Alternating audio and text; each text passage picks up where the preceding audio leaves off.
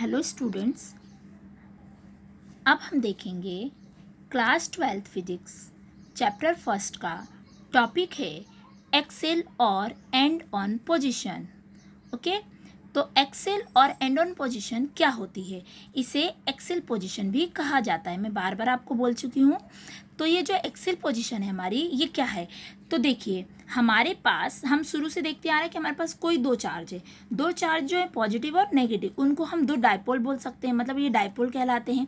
तो ये जो हमारे डायपोल हैं, इस डायपोल में पॉजिटिव और नेगेटिव दोनों चार्जेस हैं, और ये पॉजिटिव और नेगेटिव चार्जेस जो होते हैं ये एक इलेक्ट्रिक क्या बोल सकते हैं, डायपोल कहलाते हैं। ये इलेक्ट्रिक डायपोल कहलाते हैं। और इसी इलेक्ट्रिक डायपोल पे हमारे पास जो पॉइंट ई दिख रहा है हमें, इस पर हमें इंटेंसिटी फाइंड करनी है। तो आप कह सकते हो कि एक एक्सिस लाइन है, ये एक्सिस लाइन है।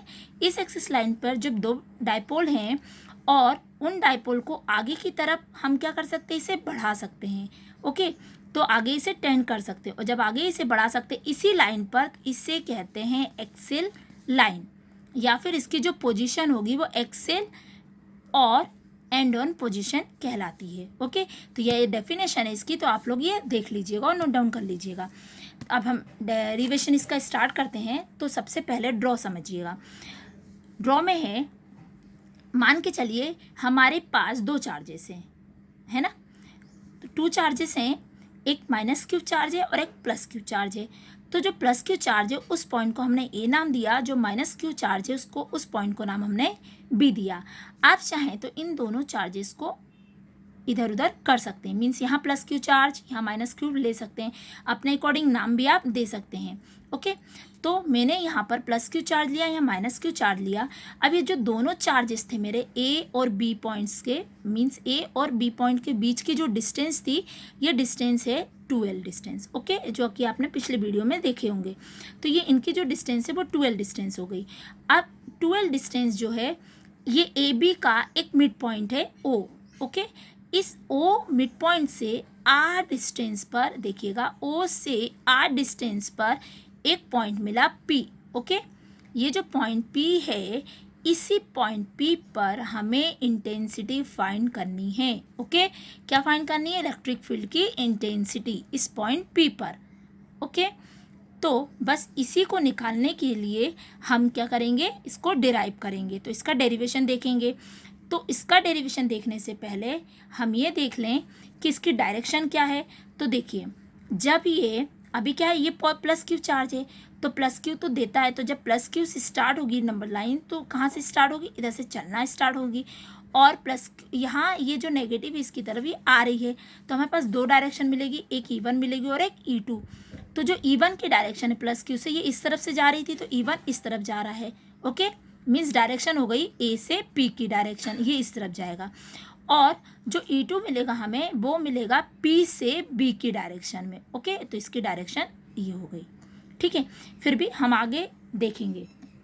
तो देखिए, field intensity due to plus Q at charge P. यदि पी पॉइंट के लिए जब हम इसकी इंटेंसिटी फाइंड करेंगे, तो हमने एक पॉइंट ले लिया प्लस क्यू। ओके, तो प्लस क्यू चार्ज लिया और पॉइंट हो गया ए। तो on point A, okay, point A पर प्लस क्यू चार्ज के लिए, तो जब पॉइंट ए पर प्लस क्यू चार्ज के लिए देखेंगे, तो यहाँ पर है, मान हमने पहले भी देखा है कि जो हमारी इलेक्ट्रिक फील्ड की इंटेंसिटी होती है वो क्या होती है? Field of electric field of intensity E1। तो आपने पहले पढ़ा होगा E equals to 1/4πε0K into Q upon जो भी आपकी डिस्टेंस होती वो आती थी, है ना। तो वही यहाँ पर यूज़ किया जाएगा। तो यहाँ पर हमारी इंटेंसिटी को हमने E1 बोल दिया, किस पॉइंट के लिए? ए पॉइंट के लिए। और जब ए पॉइंट के लिए ले रहे हैं, तो ए पर चार्ज कौन सा है हमारे पास? Plus Q charge. तो देखिए, मैं ए पॉइंट की बात कर रही हूँ, तो यहाँ प्लस क्यू चार्ज है, इसलिए यहाँ पे प्लस क्यू ले लेंगे, इसलिए मैंने सिंबल नहीं लगाया है, प्लस क्यू है यहाँ पर। ओके, तो प्लस क्यू चार्ज है और पॉइंट ए की बात कर रहे हैं। तो जो डायरेक्शन है, मैंने अभी आपसे बोला कि जो चार्ज लाइन, मतलब जो इलेक्ट्रिक फील्ड लाइन्स होती है वो कैसे स्टार्ट होती है निकालना? ए से किसकी तरफ जाती है? नेगेटिव की तरफ। तो मतलब ये किधर जा रही है इंटेंसिटी? इस तरफ, ए टू पी। ओके, ए से पी की तरफ, तो इसकी जो डायरेक्शन होगी वो ए पी हो जाएगी। ओके, ए से पी की तरफ, और ये डायरेक्शन शो किया, इसे E1 बोलेंगे, ये इंटेंसिटी हो गई। तो एलोंग डायरेक्शन क्या हो गई इसकी ए पी। ओके, तो अब ए पी का स्क्वायर, क्योंकि डिस्टेंस का स्क्वायर आपने पढ़ा था, यहाँ पर आर स्क्वायर था, कूलॉम्स लॉ भी पढ़ा था आपने, इंटेंसिटी भी मैंने बताई थी कि 1/4πε0 के Q/r² होता है। तो ये डिस्टेंस है, तो हमने ए पी ले लिया, ए पी की डायरेक्शन है। तो अब आगे देखेंगे, इसकी वैल्यू पुट करेंगे। तो देखिए यहाँ पर E1 सेम रहेगा, इक्वल 1/4πε0 के इंटू Q/r-L। अब r-L कैसे आएगा तो देखिएगा, जैसे यहाँ से आपने जो डिस्टेंस ली थी ये B और A के बीच की थी 2L। ओके, O से लेकर P तक की जो डिस्टेंस थी वो R थी, तो आपको सिर्फ इतनी इतनी डिस्टेंस बतानी है, A से P, A to P direction बताने के लिए, अरे सॉरी डिस्टेंस बताने के लिए, इतनी डिस्टेंस के लिए यदि ये पूरा आपके पास R है तो उस R में से, इस पूरे R में से आपको इतना फाइंड करना है, तो आप क्या लिखेंगे R माइनस, और ये पूरा 2L था तो हाफ हाफ करेंगे तो ये भी L हो जाएगा और ये भी L हो जाएगा। तो क्या कह सकते हैं, ये टोटल R है तो R माइनस L, इतनी डिस्टेंस माइनस कर देंगे आप तो इतनी मिलेगी आपको, है ना। तो ये हमें मिल गई R माइनस L का होल स्क्वायर, जो कि पहले से ही था होल स्क्वायर। समझ पे आया? अच्छा, अब हम आगे देखेंगे, ये तो हमारा E1 आ गया। सिमिलरली अब हम पॉइंट -Q के लिए निकालें, पॉइंट बी के लिए जहाँ पर चार्ज क्या है -Q, उसके लिए निकालेंगे। तो यहाँ पर हमारी फील्ड इंटेंसिटी होगी, इलेक्ट्रिक फील्ड की इंटेंसिटी E2 सॉरी क्या होगी E2 होगी। तो जो E2 है वो हम फाइंड करेंगे किसके लिए, पॉइंट बी के लिए। अब हम पॉइंट बी पर आ जाते हैं। तो देखिए जो पॉइंट बी है इस पर नेगेटिव क्यू चार्ज है और इसकी डायरेक्शन अभी अपन को क्या दिख रही है, हमको चाहिए बी से पी, बट ये डायरेक्शन तो हमें ऐसी फील हो रही है कि पी से बी की तरफ आ रही है। देखिए ये एरो लगा E2 की डायरेक्शन का, तो ये पी से बी की तरफ, तो डायरेक्शन क्या हो जाएगी P2B, तो पी बी हो जाएगी। तो यहाँ पर हो गया हमारा 1/4πε0 के इंटू -Q, चार्ज हमारा -Q था और जो डायरेक्शन थी वो हमारी हो गई P, पहले हम लेंगे PB डायरेक्शन इसलिए रहेगी, देखिए जा तो ये इस तरफ से रहा है B से P की तरफ, हमें तो दिख ऐसे ही रहा है, ये एरो लगा हुआ इसका, तो ये जा इस तरफ रहा, इसलिए पहले तो हमने क्या लिया PB की डायरेक्शन, तो सॉरी BP की डायरेक्शन, तो BP का स्क्वायर हो गया। ओके, जब ये BP का स्क्वायर हो गया, बट हमें क्या चाहिए, वो मान लीजिए आपका ये जो पॉजिटिव AP ये भी इस तरफ जा रहा और ये P भी इस तरफ जाएगा, तो ये तो एक दूसरे को क्या करेंगे, रिपल करेंगे, अट्रैक्ट करेंगे नहीं। इसलिए हम क्या करेंगे, P जो P डायरेक्शन था उसको हम PB डायरेक्शन बोलेंगे, तभी तो हमको ये इस तरफ मिलेगी, तो E2 मिल जाएगा। इसलिए हमने इसको बोल दिया PB along to PB direction ये हो जाएगी। तो अभी BP जब था तो PB करने के लिए ये नेगेटिव चार्ज था, तो जब हम BP करेंगे इसे, मीन्स P से B की तरफ जब आप आ रहे हो, अभी BP था तो एक नेगेटिव चार्ज हो जाएगा, मतलब आप अभी इस तरफ जा रहे थे और जब इस तरफ से आप इस तरफ आएंगे तो अभी आपका डायरेक्शन ऐसे +Q है और यदि आप इस तरफ आएंगे तो आपको -Q मिलेगा, मीन्स डायरेक्शन आपने बदली है। तो जब डायरेक्शन बदलते हैं तो साइन भी चेंज होता है, तो अभी हमारे पास -Q था और हमने डायरेक्शन चेंज करी तो फिर से हमको -Q मिला, तो माइनस क्या हो जाएगा हमारा प्लस। ओके, तो ये हमारी डायरेक्शन चेंज हुई इसलिए हमको +Q मिल गया। तो और इसकी जो डिस्टेंस है ये मैं बाद में यहाँ पे लिखूँगी, अभी मैंने वापस वही लिखा है क्योंकि डिस्टेंस रखी, वैल्यू रखी इसकी डिस्टेंस की BP की। तो देखिए जैसा कि मैंने आपको बताया था ये टोटल था मेरा 2L और इतना था R, ये R था तो ये L था, तो R प्लस L हो जाएगा, तो ये डिस्टेंस क्या हो जाएगी R प्लस L का होल स्क्वायर। ओके, अब ये जो -Q का है जो मैंने आपको ऊपर बताया था वो देखिए नीचे, if the magnitude of E2 is taken then, E2 का जो मैग्नीट्यूड है वो कैसे ले लेंगे हम, पॉजिटिव, तो वो डायरेक्ट मैंने यहाँ लिख दिया है और जैसा कि मैंने आपको ऊपर बताया है कि जब उसकी डायरेक्शन हम चेंज कर देंगे तो वो साइन भी चेंज हो जाता है। मतलब यदि हम उसकी डायरेक्शन सीधे से जस्ट अपोजिट उसके ले रहे हैं तो उसके साइन क्या हो जाएगा, नेगेटिव साइन, तो एक नेगेटिव साइन हमारे पास ये ऑलरेडी था और जब हम इसे BP डायरेक्शन बनाते हैं तो इसका हो जाएगा यहाँ पर क्या हो जाएगा आपका डायरेक्शन माइनस का। ओके, तो साइन चेंज हो जाएगा, तो माइनस प्लस, तो इसलिए हमको मिल गया Q/R प्लस L का होल स्क्वायर। ओके, नेक्स्ट यहाँ पर अब ये इंपॉर्टेंट चीज़ें ये ध्यान में रखिएगा, दिया है E1 and E2 act along the same line. Okay, ये E1 और E2 तो हैं तो एक ही लाइन पर, एक लाइन पर हैं और एक लाइन पर एक्शन कर रहे हैं, बट इनकी जो डायरेक्शन है वो क्या है, एक दूसरे के अपोजिट है। तो E1 जो है वो ग्रेटर देन हो जाएगा, E1 greater than E2, E1 बड़ा है E2 से, more over they act along opposite direction, और ये एक दूसरे के कैसे हैं, अपोजिट डायरेक्शन में हैं।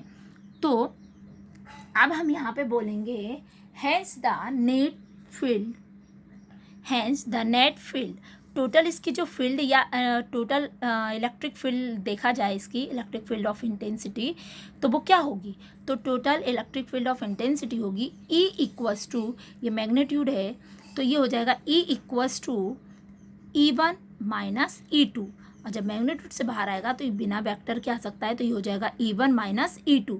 जो E1 है उसमें से E2 को माइनस कर देंगे, क्योंकि हम डायरेक्शन क्या ले रहे हैं, ए से P की डायरेक्शन ले रहे हैं। ओके, तो यहाँ पर हमने E1 की वैल्यू सब्स्टिट्यूट कर दी, तो 1/4πε0 Q upon R minus L का होल स्क्वायर, ये हमारे E1 की वैल्यू हो गई।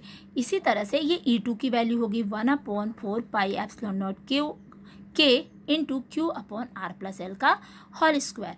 अब यहाँ से जो हमें कॉमन दिखेगा उसे हम बाहर ले लेंगे, तो हमने इसे क्या किया, कॉमन ले लिया, Q अपॉन 4πε0 K, ब्रैकेट में अब बचेगा बस हमारे पास 1, यहाँ से बचेगा 1/R माइनस L का होल स्क्वायर, माइनस यहाँ से बचेगा 1/R प्लस L का होल स्क्वायर। ओके, तो इन दोनों का एलसीएम ले लेते हैं, तो ये एलसीएम आ गया, क्रॉस मल्टीप्लिकेशन कीजिएगा तो आपको मिल जाएगा R प्लस L का whole square minus R minus L का होल स्क्वायर।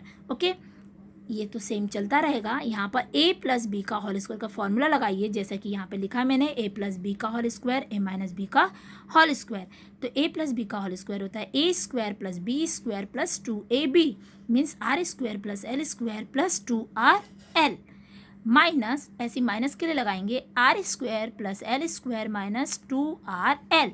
ओके, तो ये हमारा हो गया माइनस के लिए। अब ये माइनस तो इसका एक था, तो जब हम इस माइनस का, और नीचे जो है यहाँ पे देखिएगा, आपने पढ़ा है A plus B A minus B, तो क्या होता है A square minus B square.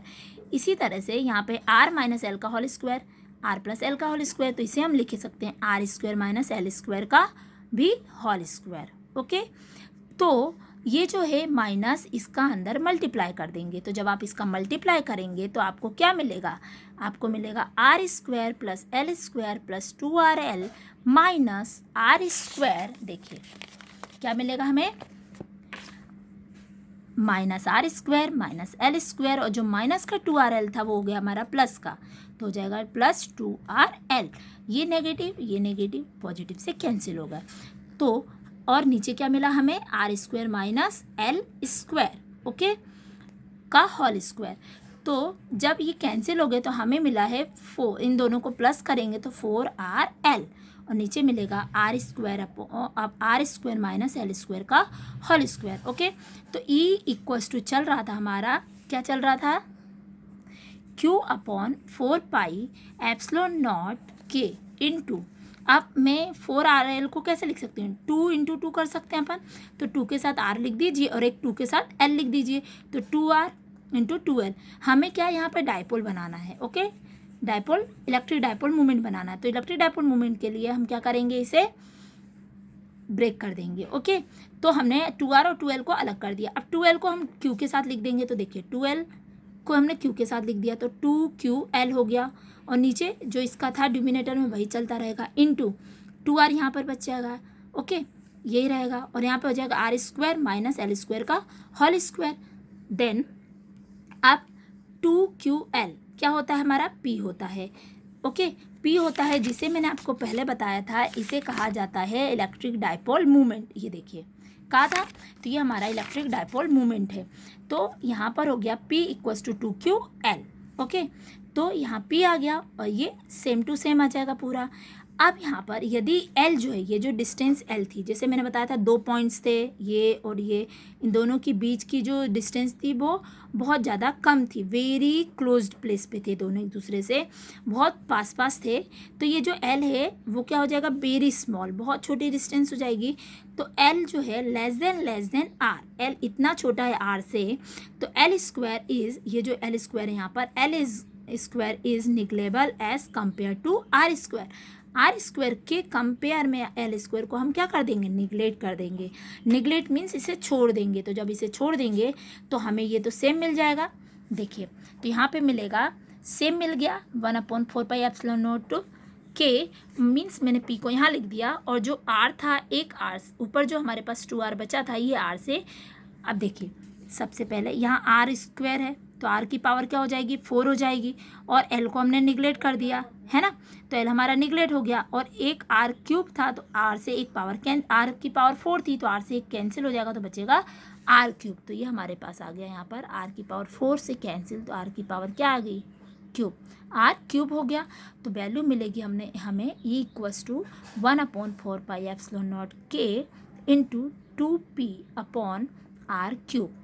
Okay, और इसकी जो यूनिट होती है न्यूटन पर कूलाम होती है, या न्यूटन कूलाम इनवर्स होती है। ओके, यहाँ हमारा ये डेरिवेशन सॉल्व हो गया। आप चाहें तो आगे लिख सकते हैं कि के की जो वैल्यू बैक्यूमोरियर के लिए वो 1 होती है ना, तो के की वैल्यू हो गई 1, और 1 जब हम यहाँ पे सब्स्टिट्यूट करेंगे तो हमें मिलेगा 1/4πε0 के, सॉरी 1/4πε0। ओके, और के की वैल्यू 1 रख दी तो 2p अपॉन आर क्यूब।